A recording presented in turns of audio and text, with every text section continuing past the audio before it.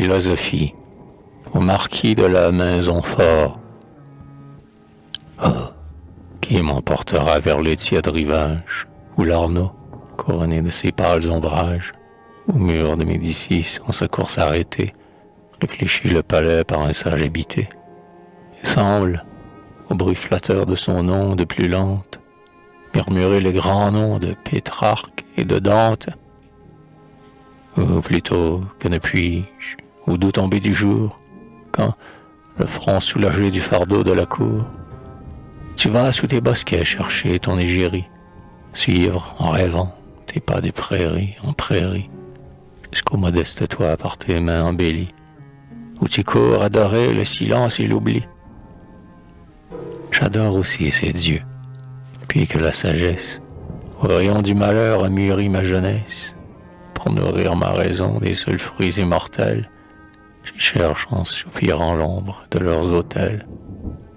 Et s'il est au sommet de la verte colline, s'il est sur le penchant du coteau qui s'incline, s'il est au bord désert du torrent ignoré, quelque rustique abri de verdure entourée, dont le pampre arrondi sur le seuil domestique dessine en serpentant le flexible portique.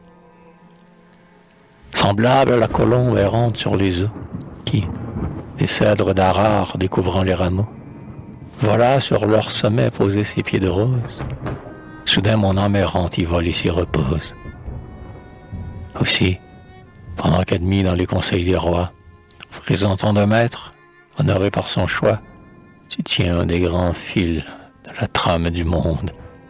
Moi, parmi les pasteurs, assis au bord de l'onde, je suis d'un œil rêveur les barques sur les eaux. J'écoute les soupirs du vent dans les roseaux. Nonchalamment couché près du lit des fontaines, je suis l'ombre qui tourne autour du tronc des chênes, où je grave un vain nom sur l'écorce des bois, où je parle à l'écho qui répond à ma voix, où, dans le vague azur, contemplant les nuages, je laisse errer comme mes flottantes images. La nuit tombe, et le temps, de son doigt redouté, me marque un jour de plus que je n'ai pas compté. Quelquefois seulement, quand mon âme oppressée, sans rythme nombreux déborder ma pensée, au souffle inspirateur du soir dans les déserts, ma lyre abandonnée exhale encore des vers.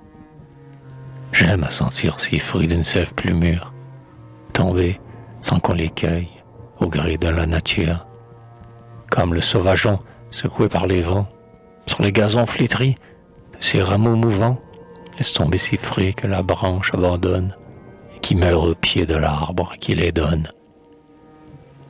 Il fut un temps peut-être où mes jours mieux remplis, par la gloire éclairée, par l'amour embelli, et fuyant loin de moi sur des ailes rapides, quand la nuit du passé ne tombait pas si vide. Aux douteuses clartés de l'humaine raison, égaré dans les cieux sur les pas de Platon, par ma propre vertu je cherchais à connaître si l'âme est en effet un souffle du grand être, si ce rayon divin dans l'argile enfermé doit être par la mort éteint ou rallumé, s'il doit après 1000 ans revivre sur la terre, ou si, changeant cette fois de destin et de sphère, et montant d'astre en astre à son centre divin, d'un but qui fuit toujours, il s'approche sans fin. Si dans ces changements nos souvenirs survivent, si nos soins, nos amours, si nos vertus nous suivent, s'il est un juge assis aux portes des enfers, qui sépare à jamais les justes des pervers, s'il y a de saintes lois qui, du ciel émanées, les empires mortels prolongent les années, jette un frein au peuple indocile à leur voix, et place l'équité sous la garde des rois. Aussi d'un Dieu qui dort l'aveugle nonchalance, laisse au gré du destin trébucher sa balance, et livre, en détournant ses yeux indifférents, la nature au hasard et la terre au tyran. Mais, ainsi que des cieux où son vol se déploie, l'aigle souvent trompé redescend sans sa proie. En ces vastes hauteurs où mon œil s'est porté, je n'ai rien découvert que doute et vanité. Et, las d'errer sans fin dans tes champs sans limite, au seul jour où je vis, au seul bord que j'habite, j'ai borné désormais ma pensée et mes soins, pourvu qu'un Dieu caché fournisse à mes besoins, pourvu que, dans les bras d'une épouse chérie, je goûte obscurément les doux fruits de ma vie. Que le rustique enclos par mes pères plantés me donne un toit l'hiver et de l'ombre l'été, et que d'heureux enfants ma table couronnée, d'un convive de plus ce peuple chaque année. Ami, je n'irai plus ravir si loin de moi, dans les secrets de Dieu. C'est comment, c'est pourquoi, ni du risible effort de mon faible génie, aider péniblement la sagesse infinie.